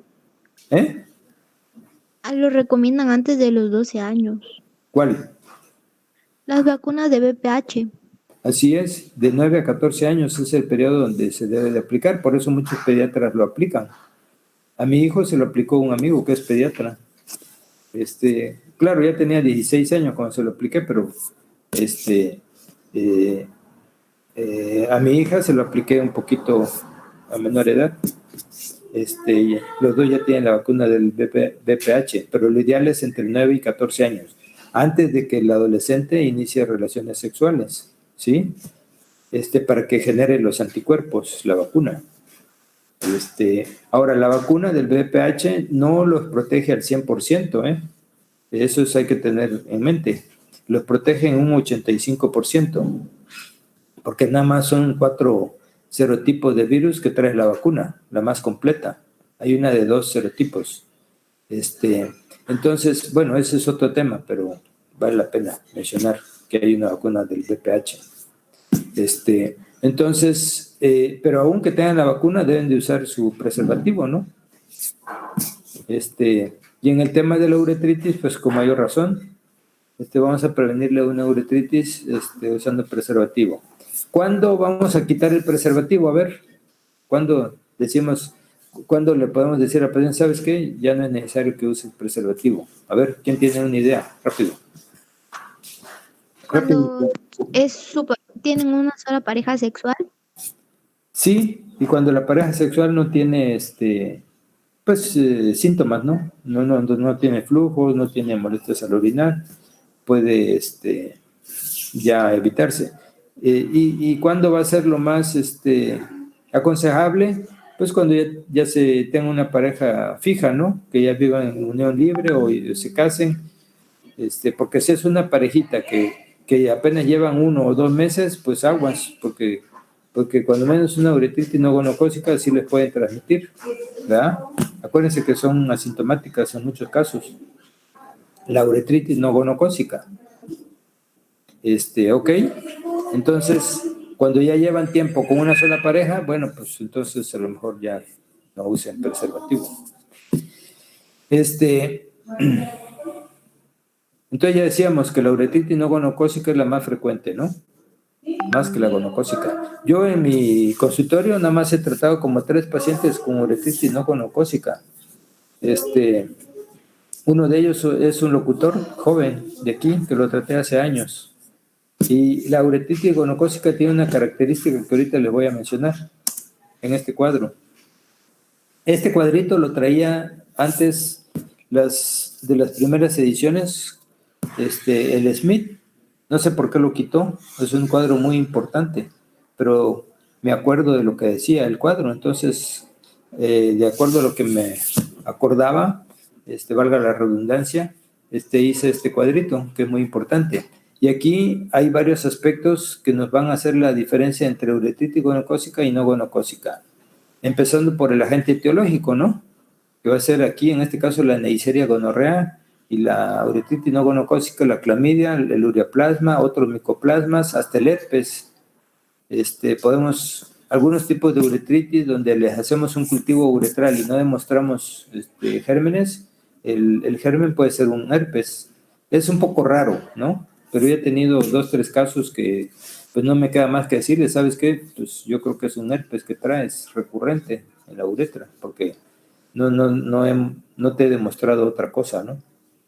Las tricomonas vaginales también pueden, sobre todo en la uretra peniana, uretra más externa, puede inflamar. Cuando menos una miatitis podemos tener por tricomona. Más que nada nos invade el prepucio y el glande, ¿no? Podemos tener una balanitis más que una uretritis, pero pues también está considerado como causa de uretritis, una tricomona vaginalis, que es un parásito, ya decíamos. El periodo de incubación es algo muy importante. En la gonorrea, desde el primer día del contacto sexual, pues de 1 a 3 días es el periodo en la mayoría de los pacientes. Y llegan con un exudado abundante, ¿eh? Al segundo o tercer día ya llegan hasta la ropa interior manchada con el exudado amarillento. Y tiene una característica, ese paciente que les digo que es locutor, desde que entró a la puerta del consultorio sentí la fetidez, aún con la ropa puesta, ¿eh? Es un exudado fétido, muy fétido, que nos deja impregnado ahí el consultorio. Tenemos que usar desodorante para quitar. En cambio, la no gonocócica nunca va a ser fétida y va a ser un exudado escaso y alino, a veces una pequeña gotita, 2 gotitas, transparentes o a veces de una coloración ligeramente blanquecina, a diferencia de la gonocócica, que es un exudado amarillento, purulento, ¿sí? De características purulentas, abundante y fétido. El cuadro clínico, pues, va a ser también muy diferente. Aquí van a llegar con una disuria que los hace correr inmediatamente, ¿no? Al médico. Con disuria, polaquiuria cuando ya está hasta la próstata, ¿no? La mayor frecuencia va a ser que lleguen con una disuria importante. Hay pacientes que no quieren ir al baño por tanto ardor que les causa, ¿no? Y la nicturia en algunos casos, ¿no? También cuando ya está involucrada la próstata, nos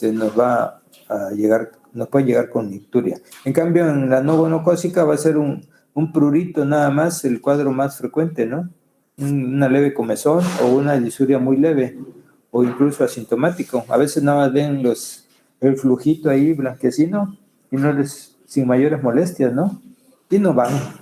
Hay pacientes que van a los 3-4 meses cuando ya llegan con una orquiepididimitis, porque no le hicieron caso a ese pequeño flujito que le salía, ¿no? El tratamiento, por consiguiente, pues va a ser muy diferente, ¿no? Generalmente la no gonocócica, tanto la clamidia como el ureaplasma, se van a tratar principalmente con macrólidos, y dentro de ellos la citromicina es una de primera elección, y la doxiciclina. Hasta las tetraciclinas que todavía venden, que son muy económicas, pueden ser útiles. Algunas quinolonas también pueden ser útiles para clamidia y ureaplasma, sobre todo la ofloxacina, ¿sí?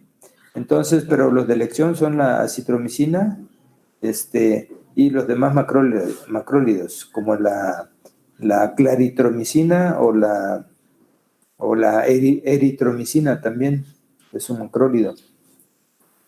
La característica de los macrólidos, a diferencia de los otros antibióticos, es que, para empezar, solo vienen en vía oral y son sumamente irritantes para la mucosa gástrica, ¿eh? Entonces, hay que tener cuidado, a veces los protegemos para que no les cause gastritis. Sí, la doxiciclina es más tolerable, nada más que la doxiciclina hay que usar mínimo 2 semanas. 2 semanas, de 2 a 3 semanas de tratamiento. En cambio, la citromicina pueden ser dosis semanales de 1 gramo, una sola toma semanal. El Smith, por ejemplo, menciona que con una dosis única de acitromicina puede ser suficiente para una uretritis gonocócica, pero en la actualidad, en los congresos se menciona que no es suficiente una sola dosis, debe ser de 3 a 4 semanas, ¿sí? Entonces no se queden con una sola dosis. Ahora, la uretritis gonocócica, pues son las quinolonas las de primera elección, algunas cefalosporinas, por ejemplo, ahí en el Smith menciona la ceftriaxona a una dosis de 125 miligramos, puede ser suficiente para tratar una uretritis gonocócica. Sin embargo, la ceftriaxona solo vienen en ampolletas de 1 gramo y de 500 miligramos. Entonces, pues no vamos a estar fraccionando tanto la ampolleta, ¿no? Mínimo les metemos 500 miligramos intramuscular Y si se puede la de 1 gramo, mejor. Entonces, yo en lo personal a veces he utilizado 1 gramo de ceftriaxona, como creo fue en este paciente que les menciono, y le fue muy bien con su ceftriaxona. Ahora, la Neisseria gonorrea es sensible a muchos antibióticos. Perdón, ya me...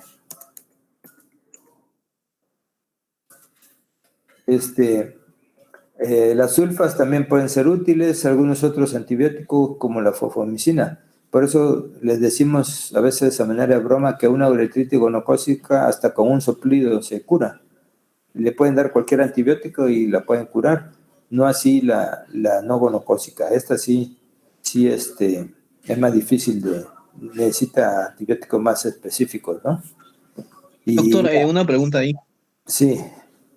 En torno a lo de la uretritis gonocócica, por ejemplo, alguna bibliografía mencionaba que se usa más la doxiciclina antes que algún acrólido. Pero no sé, ¿usted qué dice? Sí, también es buena la doxiciclina, pero la mayoría de las bibliografías, si ustedes revisan, por eso es importante que revisen 2, 3, 4, 5 bibliografías, ¿no? Porque la mayoría va a decir que son los macrólidos, y en especial la acitromicina. Ahora, debemos de fijarnos también en el antibiograma, ¿sí? Muchas veces hacemos, aun que tengamos todos estos datos, les hacemos su cultivo uretral para estar más seguros, ¿no?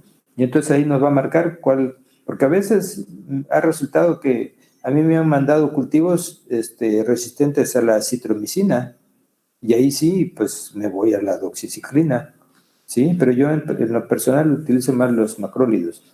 La mayoría sí van a ser sensibles a la acitromicina. Entonces, pero cualquiera de los dos. La ventaja de la doxiciclina es que es menos irritante y es más económica, ¿sí? Pueden utilizarla de primera intención, como tú decías. Cualquiera de los dos. Ok. Bien. Vean aquí la diferencia, ¿no? Entre un exudado de una uretritis no gonocócica a la gonocócica. A veces en la no gonocócica puede ser totalmente hialino, como la saliva, o ser medio blanquecino, pero ser gotitas, 1 o 2. Incluso a veces hacemos un ordeñamiento de la uretra, ¿no? Para tratar de obtener la mayor parte de exudado uretral.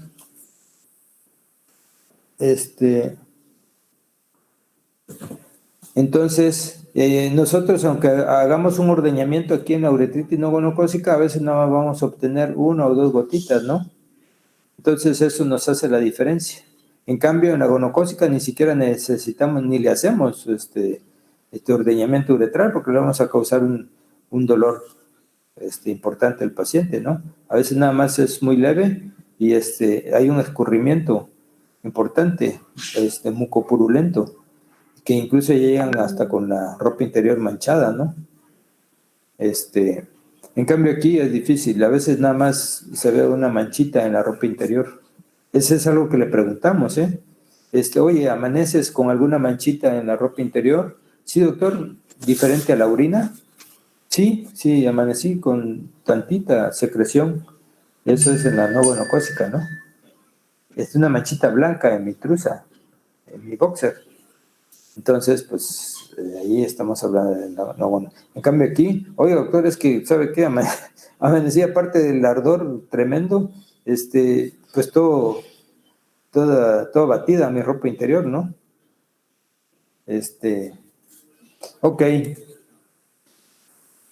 ¿Cómo vamos a hacer el diagnóstico de la uretritis aguda? Pues básicamente va a ser por el cuadro clínico y el cuadro que les puse allá, ¿no? De periodo de incubación, las características del exudado, todo eso, ¿no? El cuadro clínico agudo o semiagudo o más crónico, ¿no? En la no gonocócica. ¿Qué cultivo podemos utilizar para la gonorrea? Es el cultivo de Taller-Martin. Si tenemos duda, podemos mandar a hacer el cultivo uretral. Aunque a veces ni siquiera eso, ¿no? Es necesario hacer. El cultivo para micoplasmas y ureaplasma también lo utilizamos, que son reactivos especiales, no cualquier laboratorio hace estos cultivos, no es el cultivo común. para bacterias, para otro tipo de bacterias, ¿no? Aunque a veces nos reportan en el cultivo E. coli o Klebsiella o alguna otra, ¿eh? Entonces tenemos que dar tratamiento para la E. coli, ¿no? Pero son los menos frecuentes. Y la investigación de Clamidia trachomatis, que se hace a través de anticuerpos muchas veces en el exudado, ¿no? Estos son gérmenes generalmente intracelulares, por eso no son tan fáciles de diagnosticar con cualquier cultivo, ¿sí? Necesitan cultivos especiales o incluso el uso de anticuerpos, ¿no? Hasta el PCR. Hay un perfil de PCR para enfermedades de transmisión sexual, donde trae toda la lista de enfermedades de transmisión sexual, incluyendo la sífilis, en este caso la uretritis por gonorrea, por ureaplasma, clamidia, y otros gérmenes causantes de enfermedades de transmisión sexual. Lo más preciso es el PCR, pero desgraciadamente aquí no se hace. Bueno, aquí lo estoy mencionando abajo, ¿no? Hay un perfil de enfermedad de transmisión sexual. Eso lo hizo aquí un laboratorio hace tiempo. Nos mandó todo el perfil, pero como son caros los reactivos y muy poca gente lo mandaba, pues al laboratorio no le conviene que se le caduquen sus reactivos. Entonces ya no lo hace el laboratorio, al menos aquí en Tuxtla. Si nosotros quisiéramos un perfil de PCR, pues a lo mejor en México algún laboratorio lo hace, ¿no? Pero pues es mucho, ¿no? Mandar un cultivo de uretra, ¿no? Nada más a PCR. Pero es lo más preciso, ¿sí? Más que los cultivos. Muy bien. ¿Alguna duda, jóvenes, de esto? Del diagnóstico. Doc, muchas gracias. No, ¿Cuáles son las complicaciones que podemos tener a largo plazo de una uretritis gonocócica y no gonocócica? En el hombre, pues, para empezar, una prostatitis, ¿no? Por vía ascendente. Y de ahí puede llegar hasta una deferentitis y una orquiepididimitis. Yo recientemente tuve un caso de orquiepididimitis secundaria a una prostatitis maltratada. Resulta que el paciente llegó, y ya es mi paciente de años, porque le he tratado cálculos, pero en este caso fue, aunque tenía síntomas urinarios, fue con su internista. No sé si fue su chequeo de presión o no sé, pero el internista le dio nitrofurantoína para una prostatitis aguda. Para empezar, la nitrofurantoína solo actúa a nivel del urotelio, no penetra el tejido prostático. Y lógicamente el paciente, y le dio una semana, imagínense, de nitrofurantoína. Ni es un antibiótico adecuado, ni es un antiséptico, para empezar, pues. El internista no tiene ni idea de lo que es tratar una prostatitis, ¿no? Al menos este cuate, y es mi amigo, el internista. Entonces, cuando fue conmigo, ya llegó con una orquiepididimitis, ya más difícil de tratar, ¿no? Más complicado. Entonces, una uretritis puede llegar hasta causar una orquiepididimitis o una infertilidad por obstrucción de los conductos deferentes o las trompas de falopio en la mujer, ¿sí? La inflamación que causan estos gérmenes puede causar una estenosis. Y en la mujer, por ejemplo, ser causa de embarazos ectópicos, ¿eh? Cuando una trompa está tapada, el embarazo puede progresar ahí en la trompa y romperse la trompa de falopio. Entonces, y un embarazo roto, ectópico, puede llevar a la muerte a la mujer, ¿eh? ¿Ya vieron ginecología? Ya. ¿Y les hablaron de eso? ¿De los embarazos ectópicos? Sí, doctor. Un embarazo ectópico, la causa original puede ser esto, una infección maltratada.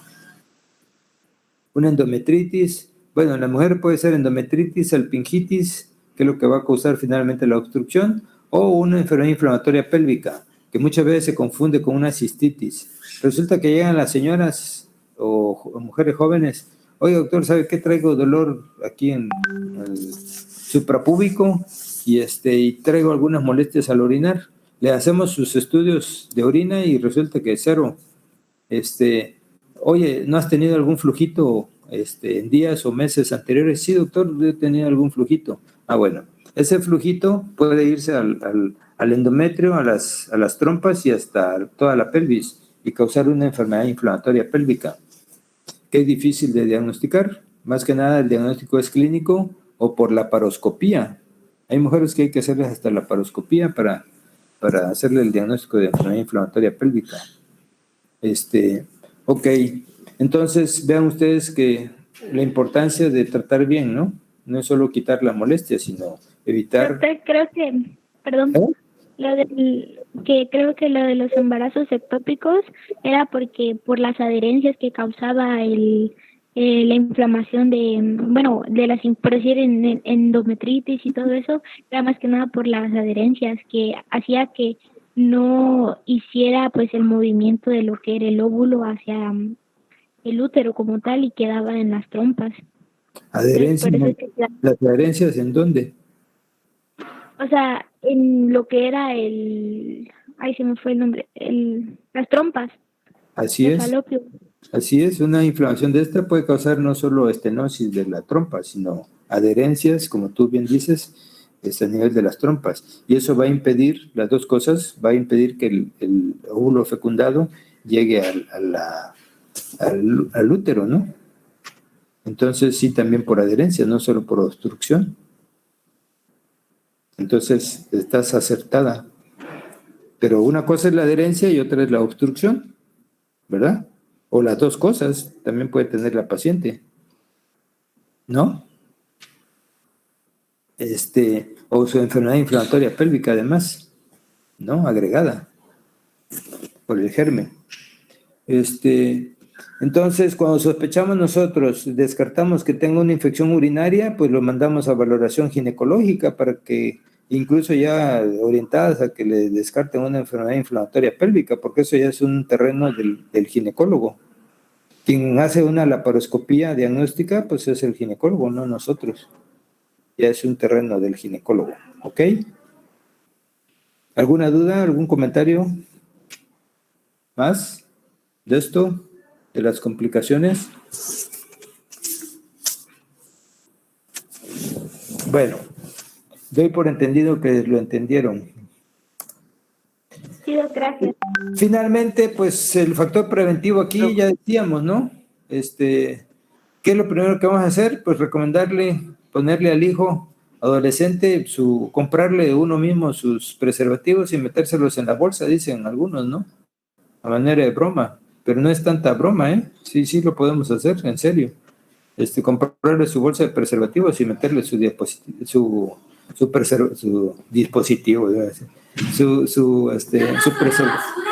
preservativo en la bolsa. ¿Sabes qué, hijo? Vas a una pachanga, pues ten tu preservativo, canijo.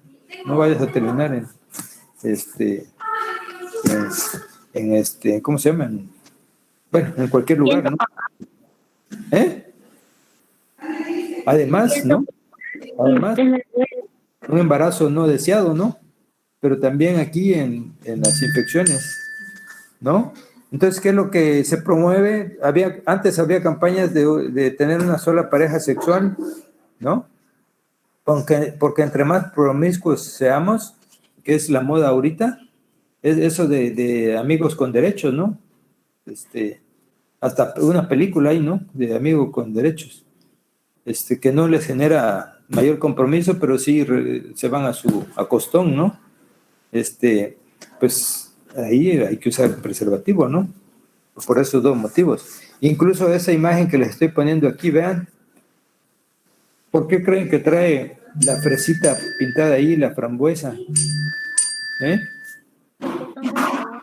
Y dice 14 condones, ¿no? Porque dice que son de sabores, nos había dicho. Sí. ¿Y por qué de sabores? ¿Por qué viene de sabores? Para el sexo oral había dicho también. Ándale.